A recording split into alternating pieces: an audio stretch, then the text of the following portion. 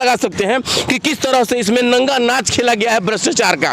सवाल है कि इतना बड़ा महत्वपूर्ण पुल अगर इस तरह से 10 साल में अपना दम तोड़ दे तो आप अंदाजा लगा सकते हैं कि फिर इस देश में भ्रष्टाचार का जड़ कितना मजबूती से जमा हुआ है। लेकिन सवाल उठता है कि आखिर इसकी जिम्मे बड़ा करप्शन का मामला आ रहा है। सवाल है कि जिस पुल को मुख्यमंत्री नीतीश कुमार ने उद्घाटन किया, जिस पुल को उप मुख्यमंत्री सुशील कुमार ने उद्घाटन किया, जिस पुल के उद्घाटन के समय में यहाँ के उस वक्त के सांसद ओम प्रकाश यादव थे और यहाँ कि इसमें से बिल्कुल ये सारा रड नजर आ रहा है। आप ये तस्वीरें देख सकते हैं कितना बड़ा करप्शन का ये मामला सामने आ रहा है। लगभग लोग बता रहे हैं कि इसमें 50 से 100 करोड़ के आसपास का ये बजट था, लेकिन उसके बाद इसका हालात क्या है आप देख सकते हैं कि 10 सालों में ही इस पुल ने अपना जो है कि इतिश्री पूरा कर लिया है।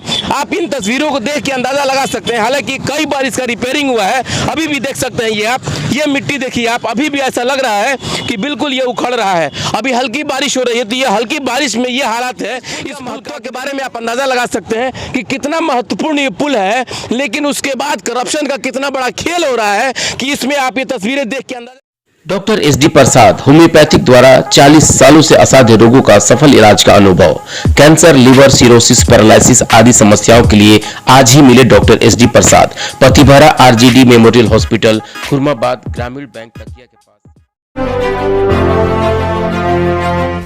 NX power inverter solar e rickshaw battery की बेताज बादशाह। डीलर और डिस्ट्रीब्यूटर बनने के लिए आज ही संपर्क करें। Jhunapur bypass, HR complex, Barharia road, Siwan. ज्यादा जानकारी। सरकारी काम हो और भ्रष्टाचार उसमें ना हो, ये एक अजूबा की तरह होता है। जाहिर है कि जिस तरीके से हमारे देश में या फिर हमारे राज्य में जो बड़े बड़े काम सरकार के द्वारा किए जाते हैं उसमें कहीं ना कहीं भ्रष्टाचार जो है कि मजबूती से अपना पैर जमाए रहता है, और उसका उजागर तब होता है जब वो मामला सामने आता है। या तो जिस कोई पुल हो या कोई बिल्डिंग हो या कोई बड़ा योजना हो सरकार की, जिस योजना में अरबों अरबों रुपए पैसा लगता है, खर्च होता है, और उसके बाद उसका जो समय सीमा से पहले अगर उसमें कोई ऐसा दरार आ जाए या कोई ऐसा उसमें कंप्लेन आ जाए, उसके बाद पता चलता है कि उसमें कितना बड़ा करप्शन या कितना बड़ा घोटाला हुआ हो।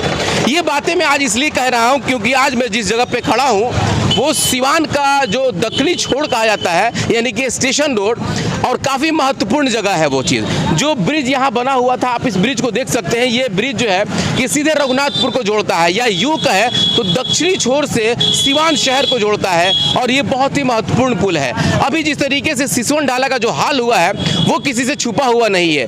आए दिन जिस तरीके से वहाँ पे जाम की जो समस्या रहती है, अगर आपको 5 मिनट के लिए शहर में आना हो और अगर आप सिसवन ढाला पार करना चाहते हैं तो मान के चलिए कि आपका 5 घंटा का समय लग सकता है, इसलिए क्योंकि वहाँ पे ब्रिज नहीं है। ठीक कुछ दिन पहले यही हाल जो है कि रघुनाथपुर और सिवान को जो जोड़ने वाला पुल है, जिसे रेलवे ब्रिज पहले कहा जाता था, वो उसकी व्यवस्था भी इसी तरीके से थी। लेकिन खैर बहुत मशक्कत के बाद ये पुल बना और ये पुल चालू भी हो गया। लगभग जिस पुल को चालू किए हुए हम आपको वो सारी चीज़ें मैं दिखाऊंगा आपको।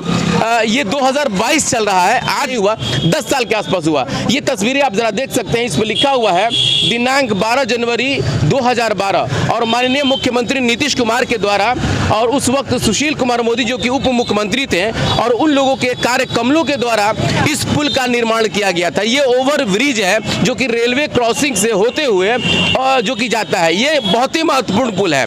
आपको ये बात आपको थोड़ा सा अचरज लग रहा हो कि आखिर ये बात मैं आज क्यों कह रहा हूँ और क्यों इसकी शुरुआत में कर रहा हूँ। ये शिलापट मैं आपको दिखा रहा हूँ, हालांकि बहुत पुरानी शिलापट है। ये 12 जनवरी 2012 की है, जिसको मुख्यमंत्री नीतीश कुमार के द्वारा इसका उद्घाटन किया गया था। इसका उद्घाटन एक नहीं बल्कि कई पुल सिवान में बड़ी बड़ी योजनाएं थी जिसको मुख्यमंत्री नीतीश कुमार ने रिमोट कंट्रोल से किया था। आप इसमें देख सकते हैं कि उस वक्त श्री ओम प्रकाश यादव जो कि माननीय सांसद थे, शिव प्रसन्न यादव जो कि माननीय विधान परिषद थे, केदारनाथ पांडे, और उसके बाद इधर आप देख लीजिए कि श्री व्यास देव प्रसाद माननीय उस वक्त विधायक थे, श्री मनोज कुमार सिंह उस वक्त माननीय ये भी विधान परिषद के सदस्य थे, महाचंद्र प्रसाद सिंह ये भी विधायक उस वक्त विधान परिषद के सदस्य थे।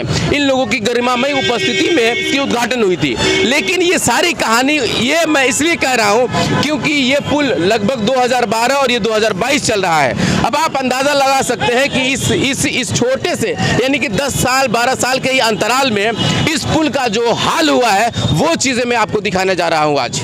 इस 10 साल के अंतराल में अगर इतना बड़ा ब्रिज अगर इसमें दरार आ जाए या इसका रिपेयरिंग जो है कि सिर्फ चेपी 60 करके किया जाए तो आप अंदाज़ा लगा सकते हैं कि करप्शन का कितना बड़ा मामला सामने आ रहा है। आप ये तस्वीरें देख सकते हैं, ये तस्वीरें उसी ओवर ब्रिज की है जो सबसे यानी कि इसका बीच का ये सीन मैं आपको दिखा रहा हूँ, ये तस्वीरें दिखा रहा हूँ।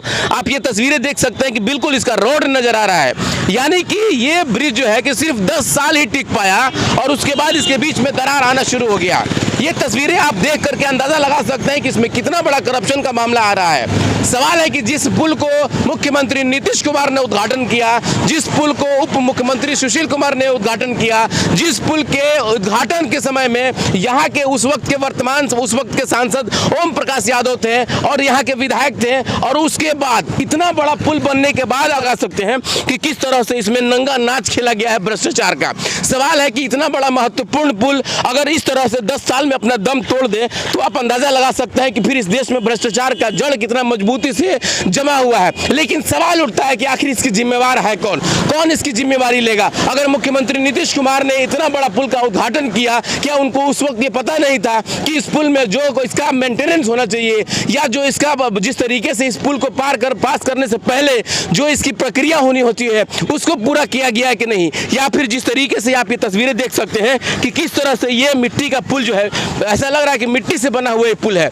ये सिर्फ 10 साल के अंदर अगर इसका ब्रिज का ये हालात है तो अंदाजा लगा सकते हैं कि ये 100 साल कैसे चल पाएगा। उसके बाद कहा जाता है कि कई सौ करोड़ का ये बजट था, उस बजट में अगर ये पुल 100 साल भी नहीं चला, 10 साल भी नहीं चल रहा है तो अंदाजा लगा सकते हैं कि कितना बड़ा भ्रष्टाचार का ये मामला सिवान के इस पुल से आ रहा है। ये तस्वीरें आप देख सकते हैं, ये तस्वीरें देखिए, ये सिवान रेलवे स्टेशन की तस्वीर है। ये वो महत्वपूर्ण जगह है जो जिले को जोड़ता है, ये जो जगह है जहाँ पे पूरे लोग भी आते हैं, ये सिवान का सबसे महत्वपूर्ण जगह है। उसके बाद में अपने सहयोगी से कहूँगा जरा ये पश्चिम साइड भी दिखला दें, उसके बाद दक्षिण साइड का भी दिखला दें। ये वही जगह है जो रघुनाथपुर को सिवान से जोड़ता है। काफी महत्वपूर्ण पुल है ये। इस पुल का लगभग 3 मुहाना दिया गया था, एक जो कि आपको रेनुआ की तरफ जाता है, दूसरा स्टेशन की तरफ जाता है और तीसरा जो है कि बिल्कुल सड़क जो है कि शहर में चला जाता है।